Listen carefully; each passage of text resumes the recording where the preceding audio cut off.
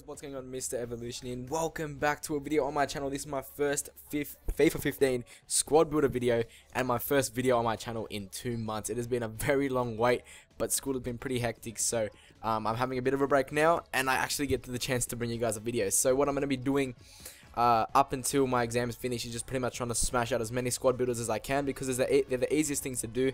They don't take up too much time, and I can bring you like one a week or like two every 2 weeks or something like that. I'm going to try to get that out for you. But today we're looking at an OP German squad. It's pretty cheap, around 30k I'd say, but the market is going to drop soon, so this team will be super cheap and it is so OP. So first of all, in goals we go with Jose Reina, the newly transferred card to Bayern Munich. He's a really solid keeper, although the keepers are a little bit retarded in this game. He does his job pretty well. I only bought him for 1.5k, so really cheap.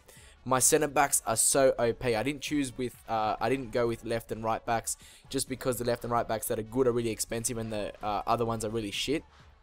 So what we've got in the back, we've got Felipe Santana, the big beast. We've got Naldo, we've got this silver guy, Antonio Rudiger. All I know is that guy has 80 pace. That's his best stat. Naldo stats are just consistent across the board, and he's 6'6". The guy is a monster, and he has monster free kicks as well. And Felipe Santana, I don't really have to say much about him.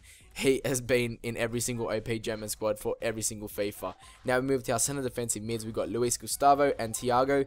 Thiago is actually originally a center mid, but I couldn't find any cheap, good center defensive mids in the Bundesliga, so I just moved him alongside Luis Gustavo, who was the other best defensive midfielder, and they were both really cheap, and they're really solid defensive midfielders.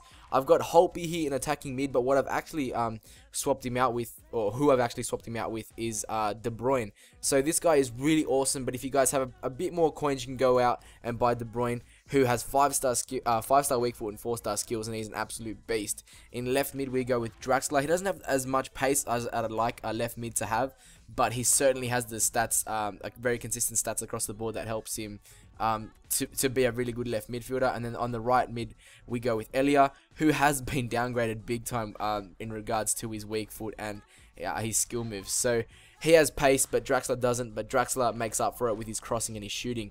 And then our two strikers are so overpowered. We got Adrian Ramos from Borussia Dortmund and Salomon Kalou from a team that I do not know, but these two up front are demons. They are so sweaty, so good. You guys are going to be in love with them. And as you saw then, Ramos was the most expensive player in my team, about 5.7k.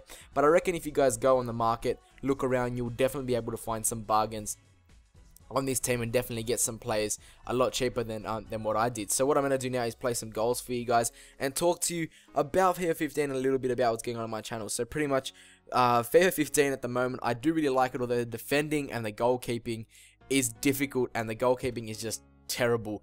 Jose Reina does his job there. You'll see that he does pull off some pretty monster saves, but overall, the way that they've actually made the game, the goalkeepers tend to do some stupid things.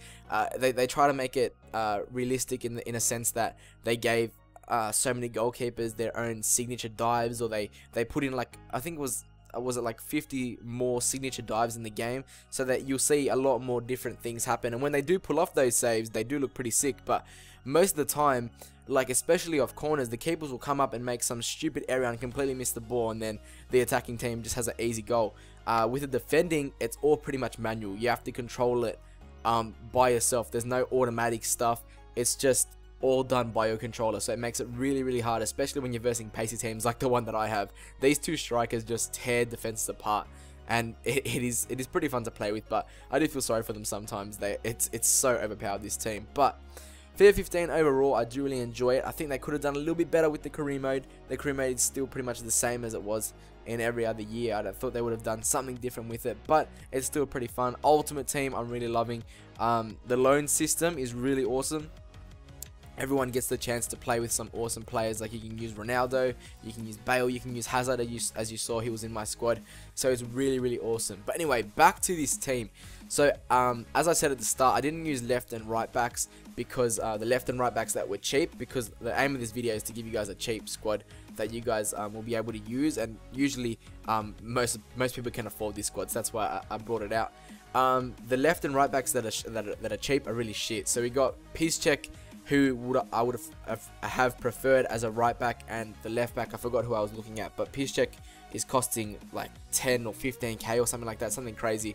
And the left back I was looking at was pretty expensive as well. So I decided to go with 3 at the back, and this does take a little bit to get used to. It is pretty difficult with the defending system that they've got in this game, but you will get used to it. These guys are quick, which is a benefit. They all have close to 80 pace. Naldo has 72, but he definitely has all the other stats to make up with it. As I said, his free kicks are amazing. Take free kicks with him from long range, and they have so much power to him.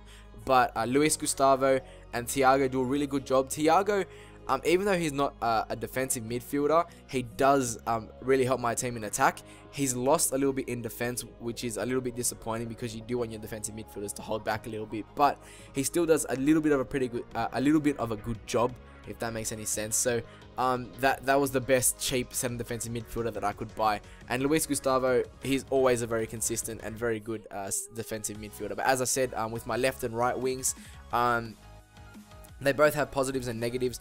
Draxler, the negative that he has is his pace. That's the only negative that I can pick up on. He's got 5-star weak foot and 4-star skills. His crosses are outstanding. His shots are amazing. So you can't fault him anywhere else except his pace. So I would have preferred him if he was an attacking mid as well in this game, but unfortunately they pushed him out to a left mid.